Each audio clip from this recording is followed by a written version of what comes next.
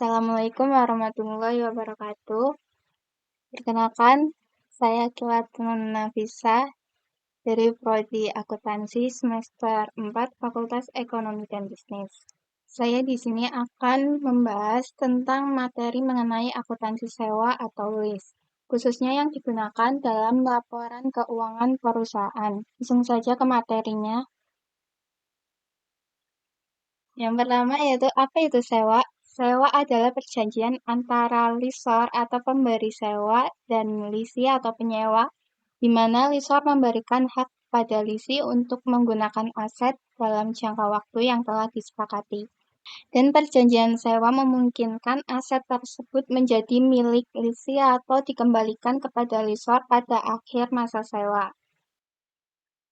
Selanjutnya, ini ada beberapa keuntungan sewa bagi perusahaan.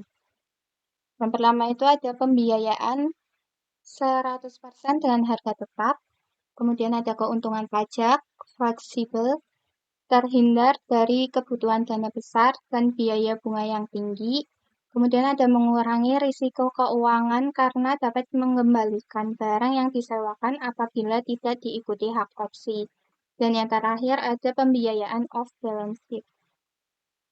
Selanjutnya, ini sewa terbagi menjadi dua jenis utama, yaitu sewa modal atau disebut juga capital atau finance lease, dan ada sewa operasi atau operating lease. Di mana sewa modal diakui sebagai aset dan kewajiban jika memenuhi minimal 1 dari 4 kriteria. Sedangkan sewa operasi disebut sebagai sewa operasi jika tidak memenuhi kriteria yang ada pada sewa modal. Nah, kriterianya itu ada, yang pertama ada transfer kepemilikan, yang kedua ada tawar membeli atau opsi beli murah, yang ketiga ada jangka sewa lebih dari sama dengan 75% umur ekonomis, dan yang keempat itu ada nilai sekarang atau disebut juga PV sewa minimum lebih dari sama dengan 90% nilai wajar aset. Jika memenuhi minimal 1 dari 4 kriteria tersebut akan disebut ke dalam sewa modal. Sedangkan jika tidak memenuhi kriteria yang ada, maka akan disebut sewa operasi. Selanjutnya, dalam menganalisis sewa, penting memahami istilah seperti yang pertama ada sewa yang tidak dapat dibatalkan adalah sewa yang dapat dibatalkan jika terjadinya kondisi kontingensi yang kemungkinan sangat kecil.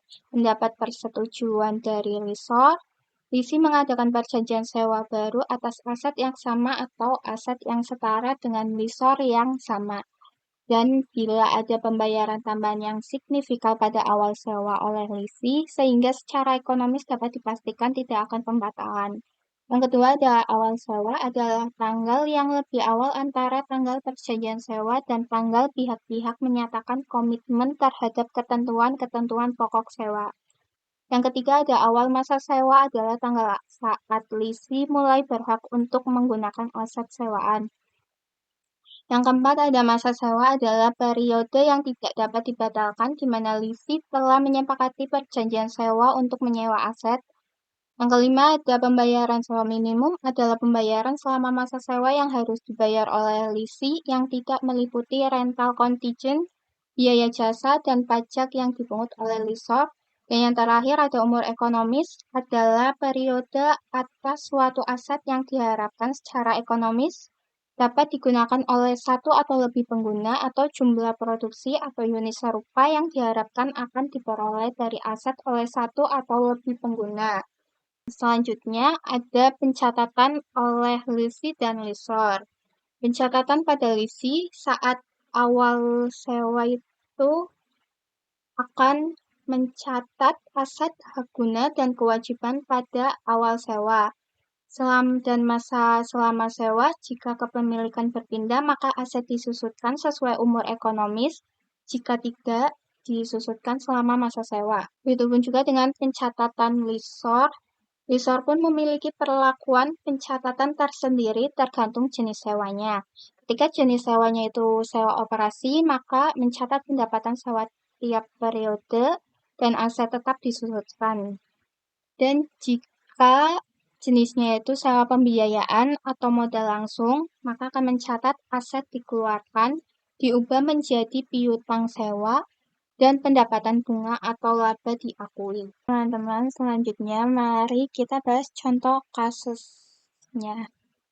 Jadi soalnya itu pada tanggal 1 Januari 2025, PT Andalas menyewa sebuah mesin dari PT Perkasa untuk jangka waktu 4 tahun. Pembayaran sewa sebesar 50 juta rupiah dilakukan pada awal setiap tahun. Nilai wajar mesin adalah 180 juta rupiah dan tidak ada opsi pembelian murah atau perpindahan kepemilikan. Masa manfaat mesin diperkirakan 5 tahun dan tidak ada nilai sisa.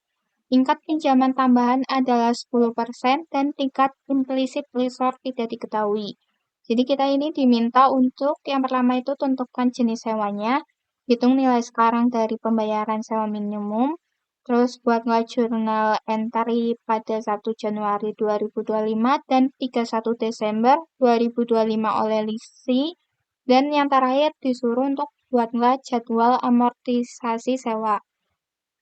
Jadi kita akan menjawab untuk soal yang pertama itu yaitu ditentukan dulu jenis hewanya apakah capital lease atau operating lease. Nah, jadi kita akan melihat pada kriterianya terlebih dahulu ya teman-teman.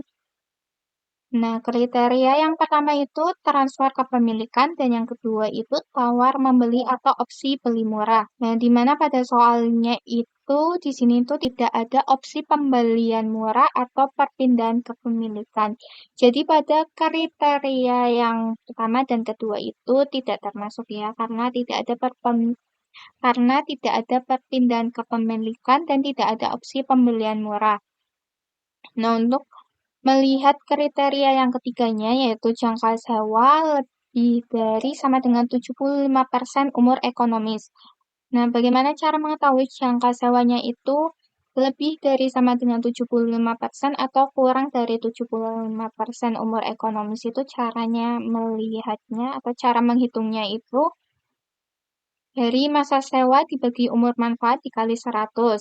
Pada soal masa sewanya itu 4 tahun, dan masa manfaat mesinnya itu diperkirakan itu 5 tahun. Jadi 4 dibagi 5 dikali 100 itu sama dengan 80%. Nah, ini 80% itu lebih dari 75%. Jadi termasuk ke dalam kriteria yang ketiga.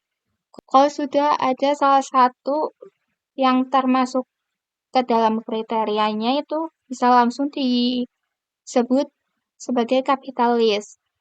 Tapi karena supaya teman-teman mengerti, jadi kita ke kriteria keempat dulu, yaitu di mana kriteria keempat itu PV atau nilai sekarangnya ya, atau nilai sekarang sewa minimumnya itu lebih dari sama dengan 90% nilai wajar aset. Nah, kita lihat pada soal apakah PV-nya itu atau nilai sekarangnya itu diketahui dan ternyata tidak diketahui. Jadi PV dari pembayaran lebih dari sama dengan 90% atau FMV sewa nilai pasar wajar properti sewaan tidak diketahui. Jadi kesimpulannya itu karena sudah memenuhi salah satu dari 4 syarat kriteria kapitalisasi, maka ini disebut capital lease. Nah, selanjutnya kita akan menjawab untuk soal yang kedua, yaitu di mana diminta untuk hitung nilai sekarang dari pembayaran sewa minimum. Nah, cara menghitungnya itu pembayaran dikali nilai faktor sekarang. Pembayarannya itu pada soal itu 50 juta rupiah. Nih, pembayaran sewa sebesar 50 juta rupiah. Nah, untuk mengetahui nilai faktor sekarangnya itu, kita menggunakan rumus ini. Yang dimana itu I sama dengan 10% dan N sama dengan 4. Jadi I-nya itu ini 10% dan 4-nya itu jangka waktunya, yaitu 4 tahun. Dan kita akan menggunakan rumus dari ini untuk mengetahui nilai faktor sekarangnya. Nah, ini kenapa 0,1? 0,1 itu dari 10%, dan 4 itu dari jangka waktunya atau N-nya. Dan sudah saya hitung, hasilnya itu 3,48685, ditaruh di sini. Jadi, pembayaran dikali nilai faktor sekarang, yaitu yang dimana dengan nominal 50 juta rupiah dikali 3,48685 dihasilkan 174.342.500 rupiah. Jadi yang nomor 2 udah diketahui PV pembayaran sewa minimumnya. Dan selanjutnya kita akan membahas untuk soal yang ketiga, di mana diminta untuk buatlah jurnal entry pada 1 Januari 2025 dan 31 Desember 2025 oleh Lisi. Jadi pada 1 Januari 2025 mencatat 2 jurnal, yaitu yang pertama mesin sewaan dengan sewa modal didebit dan dikredit kewajiban sewa guna usaha sebesar Rp173.342.500 itu dilihat dari PV pembayaran sewa minimumnya. Nah, untuk jurnal yang kedua itu kewajiban sewa guna usaha didebit dan dikredit itu kas sebesar Rp50 juta. Nah, untuk pada akhir tahun 2025 juga dicatat jurnalnya itu mencatat 2 jurnal yang dimana beban bunga didebit dan utang bunga itu dikredit sebesar 12 juta sekian. Dengan cara menghitungnya itu Rp174.342.500 dikurangi 50 juta rupiah dikali 0,1. 174 sekian itu dari PV pembayaran sewa minimum dan 50 juta rupiahnya itu dari pembayaran. Terus dikali 0,1, 0,1 itu dari ini 10%, jadinya 0,1 dengan dan ini dihasilkan setelah dihitung dihasilkan sebesar 12.434.250 rupiah. Dan untuk jurnal yang kedua yaitu mendebit beban penyusutan dan mengkredit akumulasi penyusutan. Cara menghitungnya itu PV pembayaran sewa minimum dibagi jangka waktu sewanya. Jadi 174.342.500 rupiah dibagi 4 dan dihasilkan 43.585.625 rupiah.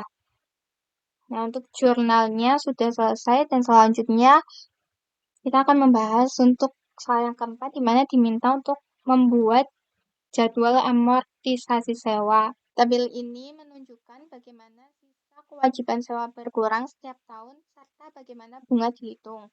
Contohnya pada akhir tahun pertama yang dimana pada tanggal 31 Desember 2025 itu bunganya adalah 10% dari sisa utang, yaitu dihasilkan 12 juta sekian. Nah, berarti itu 124.342.500 rupiah dikali 10%, yang dimana 12 juta sekian ini dihasilkan dari ini sisa utangnya pada Januari, yaitu sisa utangnya itu 124 juta sekian dikali 10%, dan hasilnya itu 12 juta sekian. Jadi demikian pembahasan dari saya mengenai materi akuntansi sewa atau LIS. Semoga bermanfaat dan menambah pemahaman kita mengenai perlakuan akuntansi pada transaksi sewa. Terima kasih atas perhatian teman-teman semua. Wassalamualaikum warahmatullahi wabarakatuh.